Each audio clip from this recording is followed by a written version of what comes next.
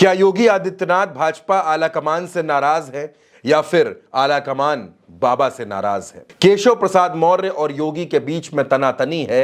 अमित शाह और योगी आदित्यनाथ के बीच रसाकशी चलती रहती है। कभी लगता है कि सब कुछ ठीक हो गया और कभी अचानक चिट्ठियां चलने लगती हैं।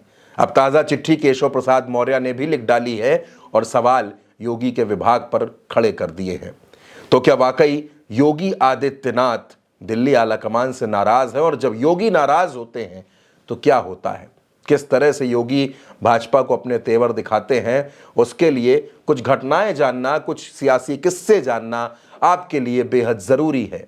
साल 2002 का था और चुनाव उत्तर प्रदेश विधानसभा का था। योगी आदित्यनाथ गोरखपुर के सांसद थे। गोरखपुर सदर सीट के विधायक शिव प्रताप शुक्ला थे, लेकिन योगी आदित्यनाथ चाहते थे कि राधा मोहन दास अग्रवाल को भाजपा टिकट दे और उनको चुनाव लड़वाए। योगी ने इसके लिए बहुत ज्यादा कोशिश की, लेकिन बीजेपी ने आखिर में अपने ही विधायक शिव प्रताप शुक्ला पर भरोसा किया। शिव प्रताप शुक्ला उस वक्त राजनाथ सिंह की सरकार में मंत्री भी थे। योगी आदित्यनाथ को यह बात इतनी खराब लगी कि उन्होंने राधा मोहन दास अग्रवाल को अखिल भारतीय हिंदू महासभा के बैनर तले विधानसभा का चुनाव लड़वा दिया।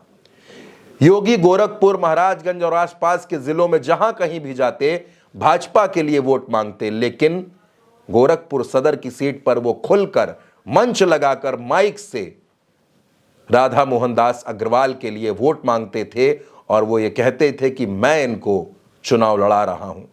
जैसे ही योगी आदित्यनाथ ये कहते, सभा में, रैलियों में भगवा झंडे लहराने लगते, लेकिन फर्क इतना था कि उन झंडों पर कमल का फूल नहीं था। चुनाव के परिणाम आए, राधा मोहन दास अग्रवाल चुनाव जीत गए और शिव प्रताप शुक्ला तीसरे नंबर पर चले गए। योगी आदित्यनाथ ने अपने तेवर और अपनी ताकत आलाकमान को दिखा दिए थे। हालांकि बाद में राधा मोहन दास अग्रवाल भी बीजेपी में शामिल हो गए। इसके बाद साल आता है 2007 का। 2007 के विधानसभा चुनाव में योगी आदित्यनाथ की मांग कुछ ज्यादा बढ़ी और उन्होंने बीजेपी से कहा कि उनके संगठन हिंदू युवा वाहिनी के लोगों को एडजस्ट किया जाए। एडजस्ट मतलब विधानसभा का टिकट दिया जाए। योगी आदित्यनाथ की संगठन को टिकट देने के लिए बीजेपी का नेतृत्व तैयार नहीं था। योगी आदित्यनाथ ने गोरखपुर के कॉलेज में प्रेस कॉन्फ्रेंस करके इस्तीफे का ऐलान कर दिया और यह बता दिया कि वो पार्टी छोड़ रहे हैं। योगी आदित्यनाथ को मनाने के लिए उस वक्त मुख्तार अब्बास नकवी और वेंकैया नायडू को भेजा गया। बात 16 टिकट पर आकर बन गई। हिंदू युवा वाहिनी संगठन के 16 लोगों को विधानसभा का टिकट मिला, जबकि योगी आदित्यनाथ 32 सीटों पर दावेदारी कर रहे थे।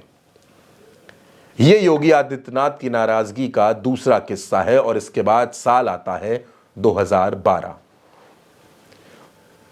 फिलहाल की नरेंद्र मोदी की सरकार में मंत्री कमलेश पासवान, जो बांसगांव के सांसद भी हैं, 2012 में उनकी मां को बीजेपी टिकट देना चाहती थी, लेकिन योगी आदित्यनाथ इस फैसले के विरोध में थे। योगी आदित्यनाथ को मनाने के लिए खुद नितिन गडकरी पहुंचे। नितिन गडकरी ने कहा कि पार्टी ने अपने स्तर पर अलग अलग सर्वे करवाए हैं और उन सर्वे में कमलेश पासवान की मां मजबूत है। योगी आदित्यनाथ ने फिर भी कहा कि ये नुकसान होगा और कमलेश पासवान की मां चुनाव नहीं जीत पाएंगी, लेकिन बीजेपी ने उनको टिकट दिया और दोस्तों, जब नतीजे आए तो कमलेश पासवान की मां चुनाव हार गई थी। अब योगी आदित्यनाथ के जो तेवर रहे हैं, जिस तरह से उन्होंने भारतीय जनता पार्टी में रहकर अपना तेवर दिखाया है और जिस तरह से 2017 में सबको हैरान करते हुए अचानक योगी आदित्यनाथ मुख्यमंत्री बने, उसको देखकर यह जरूर लगता है कि भाजपा योगी आदित्यनाथ के ऊपर किसी भी तरह की कार्रवाई करने से पहले 4 दफा सोचेगी जरूर, क्योंकि योगी आदित्यनाथ ने कई मौकों पर आलाकमान को झुका दिया है। तो योगी के तेवर के सामने अच्छे अच्छे नेताओं की भी नहीं चली है। ऐसे में भाजपा जानती है कि योगी पर किसी भी तरह की कार्रवाई करना या उनको मुख्यमंत्री पद से हटाना उत्तर प्रदेश में भाजपा के लिए बैकफायर कर सकता है और इसीलिए योगी आदित्यनाथ, केशव प्रसाद मौर्य और जो तमाम सियासी अटकलें आपने 14 जुलाई से लेकर अब तक देखी हैं, उन सब पर लगभग कहीं ना कहीं ब्रेक लग गया है और आलाकमान ने भी ये मान लिया है कि उत्तर प्रदेश योगी के नेतृत्व में ही चलेगा।